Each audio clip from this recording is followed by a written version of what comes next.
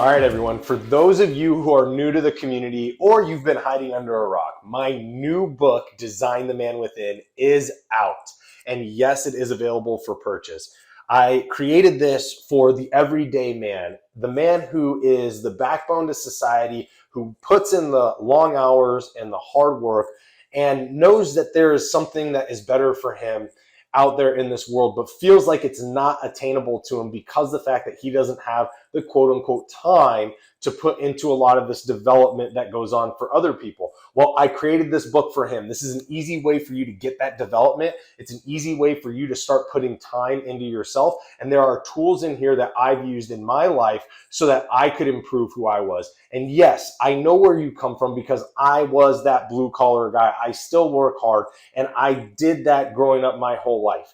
And I came from a family of blue collar workers, and I pride myself on understanding the mindsets that we go through as people who grow up from that paycheck to paycheck life. The people who are just doing the best effort they can to put a roof over their family's head and to put food on the table. I understand the mindset, but understand now yourself that we can do more to benefit our own relationships with ourselves and with our families. This book is what I created because I wanted this to be addressed. It's the book I needed 6 years ago, and it's the book I hope you need today. So make sure you click the link below and go to designthemanwithin.com. Get your copy today so that you can start reading Design the Man Within. You can start getting the tools and you can start implementing them into your lives so you no longer have to suffer and struggle the way you have been. Make sure you guys go get Design the Man Within at designthemanwithin.com and join everybody else who's already ordered this book. Thanks. All right, everyone. Welcome back to YouTube. If you're wondering why I'm jumping into leadership, diving into deeply into leadership, one is that, men specifically are typically charged with the position of leadership. And this isn't to say women can't lead. Don't get your fucking stupid ideas about that shit. Like, it's not to say that, and it's not to say that men are better leaders than women. What it is to say is that historically, men have been placed in positions of leadership due to a lot of different reasons, which I've gone over in other past episodes. Go check them out. And inherently, we are still viewed as a leader. Now, even in your own family, whether or not you're a leader at work and whether or not your partner is even like a leader at work, right? Like, so you may be married to a woman and she's a leader at work. You're not a leader at your job. She's a leader, or she's an entrepreneur and just like a boss chick in general, right? But typically, the feminine, without diving too deep into the essence of energy, but like the feminine doesn't want to naturally be the leader in their every essence of their life, right? Inherently, they're going to want to revert back to the feminine because that's the natural state of being for a woman, right? And it's the same thing for men. There is a natural state of masculine that we are going to want to revert back to that makes us comfortable, and it also makes us feel like we're in that role we're designed to be in because it's aligned with us. We embody that energy. Okay, so inherently you have those two. Now, I'm diving into leadership because of the fact that I think that there is a large misconception, one, about the people that are trying to teach leadership. That it's actually starting to bother me quite a bit how many people are out there trying to talk about leadership and they have really no concept of effective leadership, framework application of real world application of leadership, nor actually educated background of leadership. So that's starting to really kind of bother me. So I really wanted to address it. But at the end of the day, I want this to improve men's lives. I want you to either be able to go in and ask for a raise or look for an increase or a new position in your job that is a leadership position so you can make more money, or maybe even just take leadership of your own life and then go find a new job that's going to be fulfilling because you're banking on yourself and because you're taking the time to lead yourself in that direction. But I want you guys to also thrive in your families. I also want you guys to be great stewards and leaders of your own lives, because at the end of the day, when you're finding yourself with a inability to lead, it's hard to really find yourself going down the path that you really want to go down and experiencing fulfillment in life. Leadership is the underlying catalyst to all of this. Whether or not people want to recognize that is irrelevant. The point is, leadership is the catalyst to a fulfilling life, and it's also the catalyst to personal development, and it's also the catalyst to you increasing your ability to earn money and have that fulfillment in your life. So there we go, off my soapbox. Now back onto the soapbox in a different way, but we went over prior to this servant leadership. Now I have my own conceptions about servant leadership, and I also have my own ways of viewing servant leadership. And I told you guys before that if you want to take a look, go check out the previous episode on servant leadership. But if you want to really dive into that, just know that like it's not me bashing servant leadership, but it is calling servant leadership out for what it is that it's actually not really servant leadership. At the end of the day, you're always in a position of desiring something for yourself that isn't actually always putting the other people first, regardless, again, of whether you want to believe that or not. It's just a simple fact. At the end of the day, servant leadership is only going to work well as a leadership position or a leadership style if you are accompanying it with other leadership traits. So it is a combination of things that turns into not solely or purely servant leadership if you're really getting into the nitty gritty on that and you're trying to actually peel back the onion on leadership styles.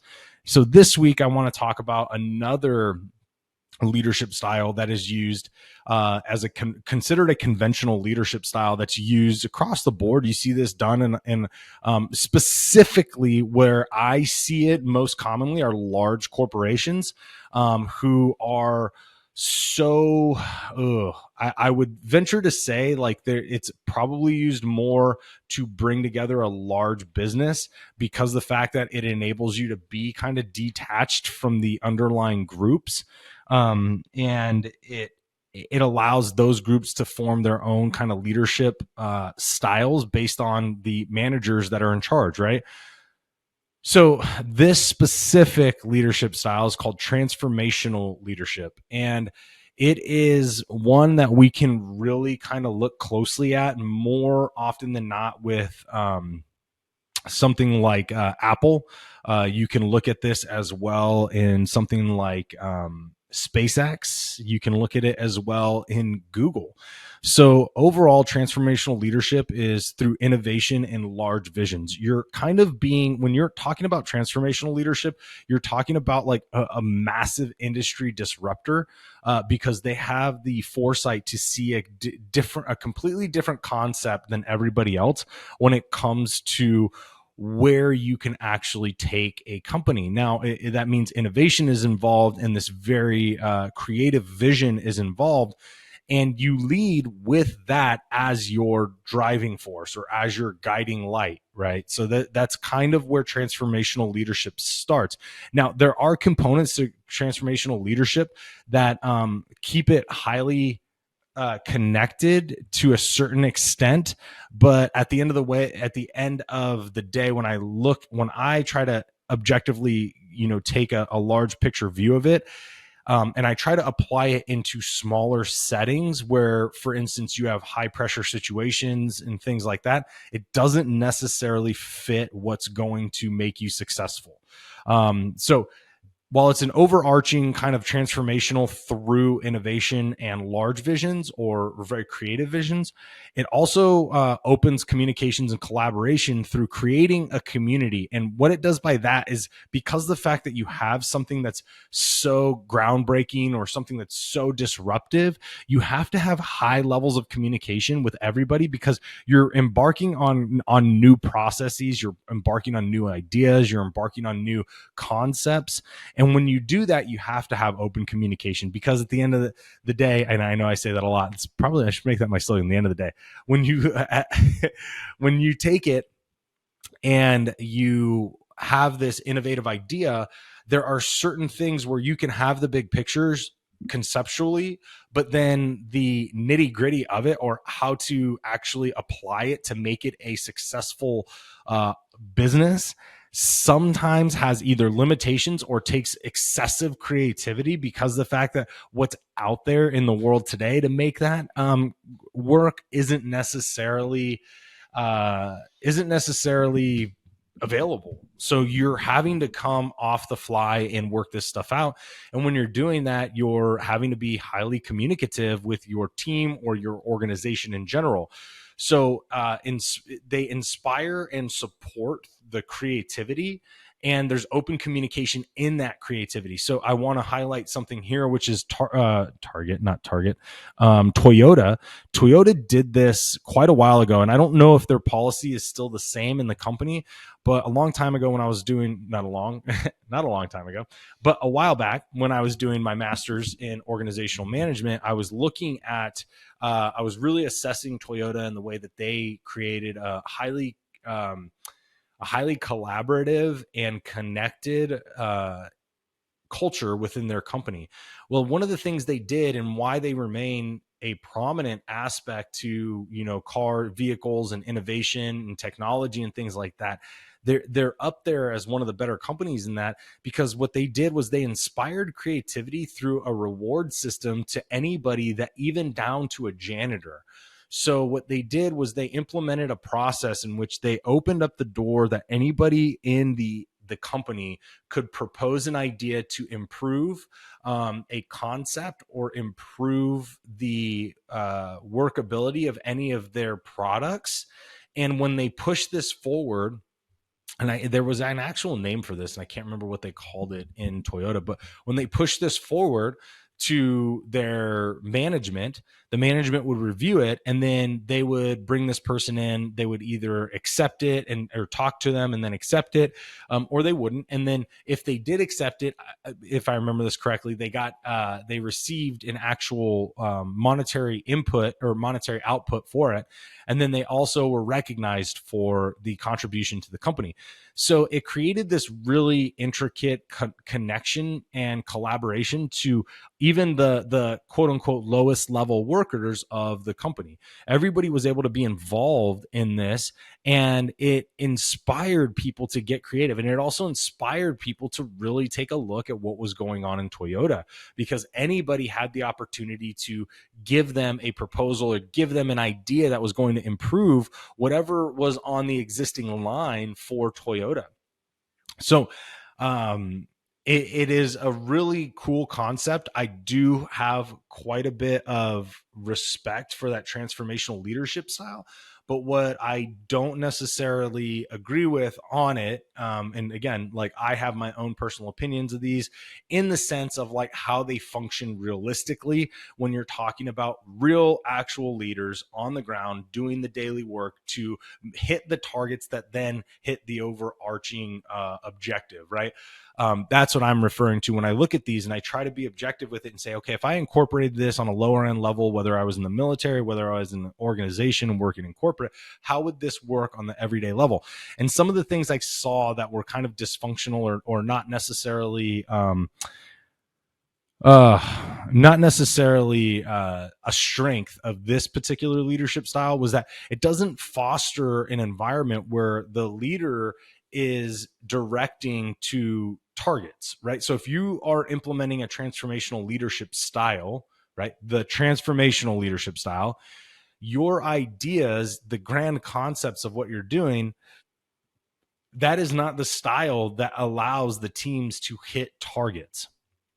That is not the style where a leader brings that style in to say, okay, we have this grand concept of a brand new, take Apple, for instance. We have let's take SpaceX. We have a concept of making rockets launch and then be able to re-land themselves, right? Like that's the concept. Never been done before, and nobody had any real general knowledge of how this was going to look or work out. They only had concepts, right? So then they had to work all that stuff out with real world application. Well, that transformational leadership style was not driving them to the goal. Now, there was probably somebody in the management team that on each different team that had a different management or leadership style that drove them to the goals to then accomplish the overall objective, which was, re-landing rockets.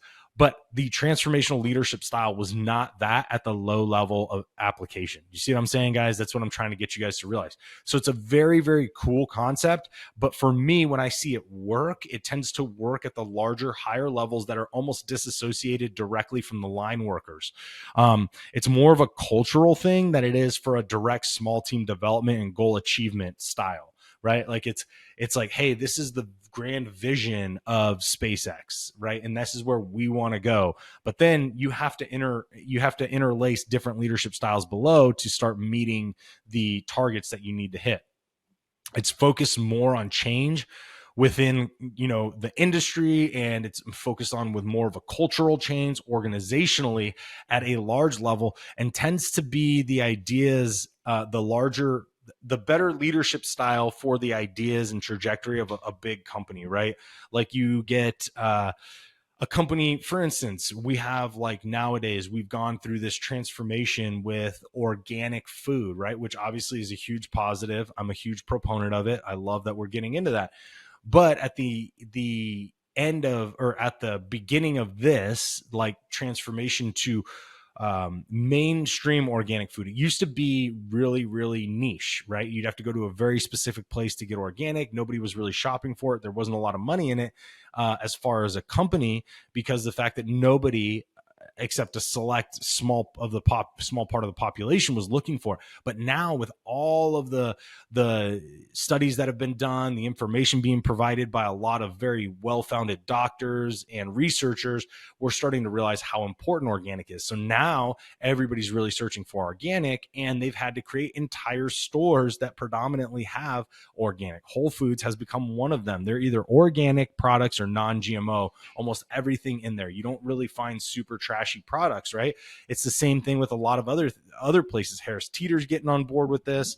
You even see where was the Giant, when we used to live up in Virginia? That was a big one in the mid kind of Northeast.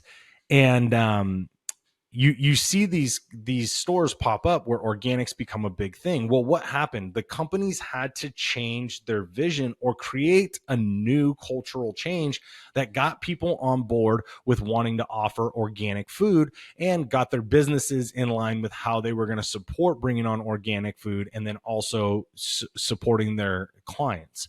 Now, this concept would then call for somebody with, like, a transformational leadership style, who is going to give a great message, who is going to have a great idea for the change of the company and the change in direction, and also maybe potentially a disruptor within the industry. Maybe somebody's coming in and saying, like, for instance, hey, we got organic food, why don't we come up with our own organic line, right? And then you started seeing stores come up with their own organic line, and they would sell them at cheaper than some of the organic companies who've been around for a while, right?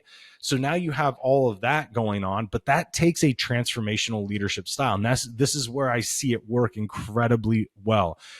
It's not necessarily a daily implementation style, a goal, or a target hitting style of leadership. And it doesn't make it bad. It just makes it, it allows us to understand when should it be employed, right? Like if you were running a small business right now with, like, 2 people underneath you, or even 1 person, or even like 10 people, probably not the best leadership style for you, because the fact that you're still having to probably direct a lot of the people on what goals need to be met, what goals need to be hit. And that tends to take a different leadership position as opposed to transformational. So it has its place, but I want you guys to realize that while it has a lot, and it has a lot of other different components to it, but these are the main ones. If you're going to utilize it, or you want to embrace it, totally cool. Just think about how it's going to work in the concept of your family, or how it's going to work in the concept of your business, or even as you as a manager. How are you going to continue to drive daily tasks? How are you going to drive small targets to chip away at a larger goal? And also, if you're using transformational leadership, how are you going to utilize that in relation to an overall cultural, mission of a company, if you are working for somebody else and not working for yourself? Those are all things that you have to take into consideration. So transformational leadership is, it's got its own components to it that make it really good, but it also has its components to it that make it not necessarily the best one to implement. So take it for what it is, but it's one of the conventional leadership styles that we see in formal education for leadership. So take it for what it's worth, understand it, and then utilize it if it's going to help you, and or utilize components of it if you think they're going to be beneficial. But understanding it is the first part of getting a strong foundation into leadership. All right, guys, I hope you enjoyed this episode, and I'll see y'all next week.